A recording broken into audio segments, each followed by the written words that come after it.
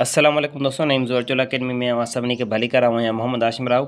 8वीं क्लास जी साइंस में यूनिट 11 आहे, जंहिंमें अॼु असां पढ़ंदासीं introduction and uses of electrical components. जेके मुख़्तलिफ़ इलेक्ट्रिकल कंपोनेंट्स आहिनि उन्हनि जो इंट्रोडक्शन ऐं उन जो मुख़्तलिफ़ इस्तेमालु। ठीकु आहे। इलेक्ट्रिकल कंपोनेंट्स ते वञण खां पहिरियां कुझु जेके ॿ टर्म्स आहिनि उहे मां तव्हांखे सम्झायां थो।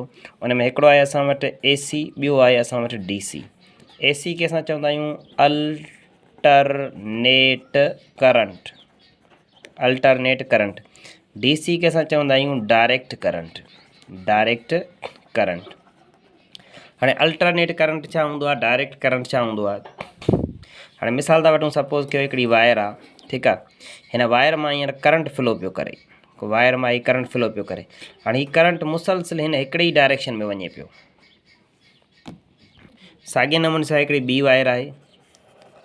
हाणे हिन मां बि करंट फ्लो पियो करे, पर हिन जो तरीक़ेकार इहो आहे जो 2 सेकंडनि में हिन जो डायरेक्शन हेॾां आहे, वरी अॻियां जेके 2 सेकंड आहिनि उन्हनि में वरी करंट जो डायरेक्शन हेॾां आहे, वरी अॻियां जेके 2 सेकंड आहिनि उन्हनि में करंट जो डायरेक्शन हेॾां आहे, वरी डायरेक्शन हेॾां आहे।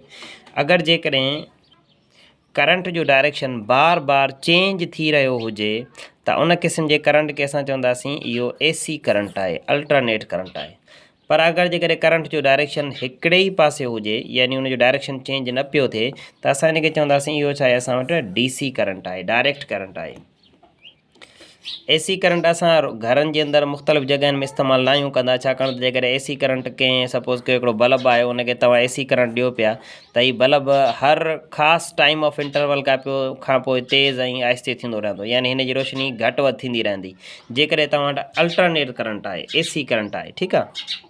पोइ इन करे घरनि जे अंदरि मुख़्तलिफ़ डिवाइसिस जे अंदरि कुझु अहिड़ा औज़ार लॻल हूंदा आहिनि जेके AC करंट खे DC में कन्वर्ट कंदा आहिनि।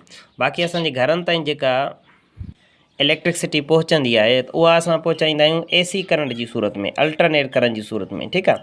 छो छाकाणि त अल्टरनेट करंट जेको हिकु जॻह तां ॿी जॻह ते वेंदो आहे त हुन जे ज़ियान थियण जा चांसिस घटि हूंदा आहिनि ऐं हुन जी फ्रीक्वेंसी तमामु घणी हाई हूंदी आहे। इन जे करे हू तमामु हिकु इलाइक़े खां ॿिए इलाइक़े ताईं डिस्टेंस कवर करण जे लाइ जेको बहितरीनु असां वटि ऑप्शन आहे उहो आहे अल्टरनेट करंट। पोइ उतां खां वरी घरनि ताईं पहुचंदो आहे त पोइ असां वटि वरी कुझु डिवाइसिस अहिड़ा हूंदा आहिनि जेको हुन AC करंट खे DC में कन्वर्ट करे पोइ असां हुनखे यूज़ कंदा आहियूं। त अल्टरनेट करंट खे असां ज़ाहिर कंदा आहियूं हीअं, माना हीअं हिकिड़ी का वेव लाइक स्ट्रक्चर असां ठाहींदा आहियूं। हाणे हिन में ॿुधाए पियो त पहिरियां करंट जो डायरेक्शन मथे आहे, वरी करंट जो डायरेक्शन हेठि आहे, वरी करंट जो डायरेक्शन मथे आहे, वरी हेठि आहे, यानी ख़ासि टाइम ऑफ इंटरवल खां पोइ करंट जो डायरेक्शन चेंज थिए पियो त इहो AC करंट आहे। बाक़ी जेको असां DC करंट हूंदो आहे उनखे जस्ट असां हिन हिकिड़ी लाइन सां ज़ाहिर कंदा आहियूं, कॾहिं कॾहिं असां उनखे हीअं बि ज़ाहिर कंदा आहियूं। ठीकु आहे। इहो वरी छो पिया ज़ाहिर कयूं, इन शइ खे वरी अॻिते हली पढ़ूं था।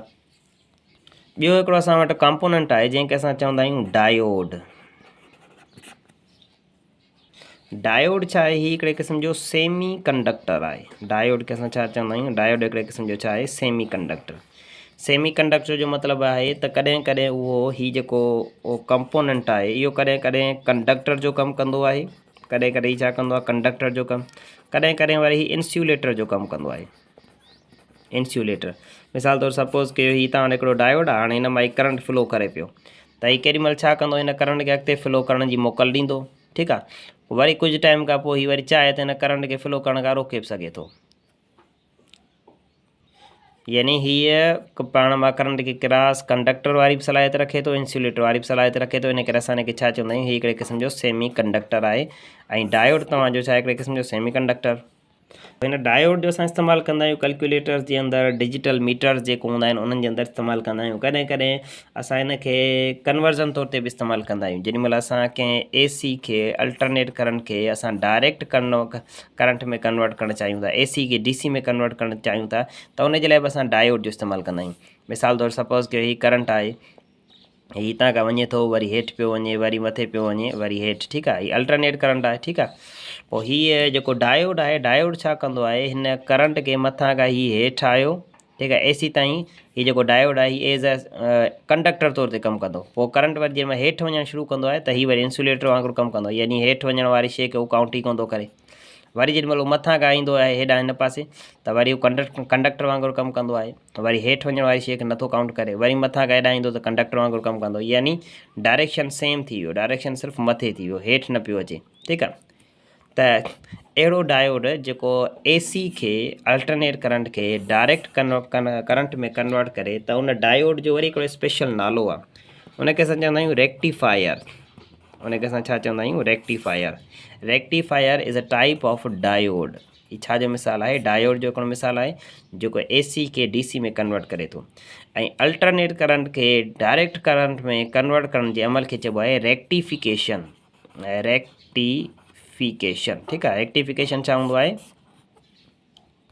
अहिड़ो प्रोसेस, अहिड़ो अमल जंहिंमें AC खे DC में कन्वर्ट कयो वञे उनखे रेक्टिफिकेशन चइबो आहे, ऐं जेको कंपोनेंट जेको डिवाइस इहो कमु कंदो आहे उनखे असां रेक्टिफायर चवंदा आहियूं, ऐं रेक्टिफायर पाण छा आहे? डायोड जो हिकिड़ो क़िस्म आहे। अच्छा, पोइ था पढ़ूं पाण रेज़िस्टर। रेज़िस्टर, ठीकु आहे। रेज़िस्टर छा हूंदो आहे? अहिड़ो डिवाइस जेको रेज़िस्टेंस पैदा करे, अहिड़ो कंपोनेंट जेको छा करे? रेज़िस्टेंस पैदा करे। 7वीं क्लास जी साइंस में रेज़िस्टेंस जे बारे में पाण बहितर नमूने सां पढ़ी आहियूं। हाणे रेज़िस्टर छा कंदो आहे? ही करंट जे फ्लो खे रेज़िस्ट कंदो आहे। मिसाल तौरु ही हिकिड़ो रेज़िस्टर लॻियल आहे, मिसाल था वठूं, ठीकु आहे। हितां खां ही करंट अचे पियो, करंट पियो अचे सपोज़ कयो 5 एम्पियर। हाणे जेको रेज़िस्टर आहे, रेज़िस्टर जी वजह सां हाणे इहो करंट जेको 5 एम्पियर आयो पिए, हाणे हेॾां इहो 20 एम्पियर वेंदो, ठीकु आहे। उहो डिपेंड थो करे रेज़िस्टर जी रेज़िस्टेंस केतिरी आहे, ठीकु आहे। त यानी रेज़िस्टर जो बेसिकली कमु छा हूंदो आहे? करंट जेॾां घणो वञे पियो, सपोज़ कयो हिकिड़ो को बि डिवाइस आहे, मिसाल था वठूं जीअं हिकिड़ी मोबाइल आहे, ठीकु आहे। हाणे मोबाइल जे अंदरि स्पीकर बि लॻियल आहे, माइक्रोफोन बि लॻियल आहे, मुख़्तलिफ़ शयूं लॻियल आहिनि। हाणे जेको मोबाइल जो जेको स्पीकर आहे हुनखे हिकिड़ो मख़सूस अमाउंट ऑफ करंट खपे, ठीकु आहे। ऐं सपोज़ कयो मोबाइल जे स्पीकर खे खपे 10 एम्पियर करंट, ठीकु आहे। हाणे मोबाइल में जेको करंट अचे पियो उहो आहे 50 एम्पियर करंट। हाणे 50 एम्पियर करंट जे करे डायरेक्ट स्पीकर खे मिलंदो त हिन जे लाइ नुक़सानकार आहे, त पोइ उनजे विच में वरी छा लॻाइबो? रेज़िस्टर लॻाइबो। त रेज़िस्टर छा कंदो? उनजी वरी रेज़िस्टेंस ओतिरी हूंदी, यानी 50 एम्पियर वारे करंट मां बक़ाया सभु रेज़िस्ट करे छॾींदो, बाक़ी 10 एम्पियर करंट अॻिते छॾींदो। त यानी जंहिं हिसे खे, कंहिं डिवाइस जे जंहिं हिसे खे जेतिरे मिक़दार में करंट जी ज़रूरत आहे ओतिरो मोकिले थो, बाक़ी ॿिए करंट खे उहो रेज़िस्ट करे छॾींदो आहे। हाणे रेज़िस्टेंस जे बारे में मां तव्हांखे चङे नमूने सां ॿुधायो। रेज़िस्टेंस माना रुकावट। करंट वेंदो आहे त उनजे विच में रुकावट ईंदी आहे। करंट जा जेके इलेक्ट्रॉन्स आहिनि उहे एटमनि सां मिलाए टकरजंदा आहिनि, जंहिंजी वजह सां उन में रुकावट पैदा थींदी आहे, जंहिंखे असां रेज़िस्टेंस चवंदा आहियूं। 7वीं क्लास में इनखे पाण बहितर नमूने सां पढ़ी आहियूं। ऐं रेज़िस्टेंस जो जेको यूनिट आहे उहो आहे ओहम। रेज़िस्टेंस जो यूनिट छा हूंदो आहे? ओहम। ओहम खे कुझु हिन निशानी सां ज़ाहिर कंदा आहियूं। जॉर्ज साइमन ओहम साइंटिस्ट हुयो जंहिं इहो रिलेशनशिप ॾेखारियो। जॉर्ज साइमन ओहम, ठीकु आहे। ही साइंटिस्ट हुयो जंहिं असांखे ॿुधायो ऐं रिलेशनशिप ॾेखारियो हुई V=IR वारो, ठीकु आहे, जंहिंखे पाण 7th क्लास में पढ़ी आहियूं। लास्ट त पाण पढ़ूं ट्रांज़िस्टर। ट्रांज़िस्टर छा हूंदो आहे? ट्रांज़िस्टर ही तमामु नंढा नंढा माइक्रोस्कोपिक नंढा नंढा हिकिड़ा कंपोनेंट्स हूंदा आहिनि, जीअं हिनखे इवन इंसानु पंहिंजी आमख सां नथो ॾिसी सघे, इहे एतिरा नंढा हूंदा आहिनि, ठीकु आहे। खोड़ सारा ट्रांज़िस्टर पाण में मिलंदा आहिनि, त असां उनखे चवंदा आहियूं IC जो मतिलबु आहे इंटेग्रेटेड सर्किट, ठीकु आहे। हाणे ही जेके ट्रांज़िस्टर्स आहिनि इन्हनि जो कमु हूंदो आहे basically control flow of current या इलेक्ट्रिसिटी जे फ्लो खे कंट्रोल कंदा आहिनि, या कॾहिं कॾहिं हीअ स्विच ऑन या ऑफ करण जे लाइ मदद कंदा आहिनि। स्विच ऑन या वरी ऑफ करण जे लाइ मदद कंदा आहिनि। कहिड़े पासे करंट खे फ्लो करणो घुरिजे, केतिरे मिक़दार में करणो घुरिजे, कहिड़े पासे करंट खे फ्लो घटि करणो घुरिजे कंहिं बि हिकिड़े डिवाइस जे अंदरि, त उन सभिनी खे केरु कंट्रोल कंदो आहे? ट्रांज़िस्टर कंट्रोल कंदो आहे, ठीकु आहे। हाणे ॾिसो हिन में रेज़िस्टर हिन में फ़र्क़ु आहे। रेज़िस्टर सिर्फ़ु रोकींदो आहे, हाणे वधाए कोन ॾींदो आहे, यानी ईअं कोन्हे को 5 एम्पियर करंट आहे त होॾां 60 करे मोकिले छॾियो, वधाईंदो कोन्हे। हिन जो कमु सिर्फ़ु रोकणु हूंदो आहे, हिन जो नालो ई रेज़िस्टर आहे। पर हीउ जेको ट्रांज़िस्टर आहे इहो करंट जे अमाउंट खे कंट्रोल कंदो आहे, कहिड़े कहिड़े पासे केतिरो करंट मोकिलिणो आहे, घणो मोकिलिणो आहे, थोरो मोकिलिणो आहे, उहो केरु कंदो आहे? ट्रांज़िस्टर कंदो आहे। ऐं खोड़ सारा ट्रांज़िस्टर पाण में मिलंदा आहिनि, त पोइ छा ठहंदो आहे? हिकिड़ो इंटेग्रेटेड सर्किट ठहंदो आहे, IC जंहिंखे चवंदा आहियूं।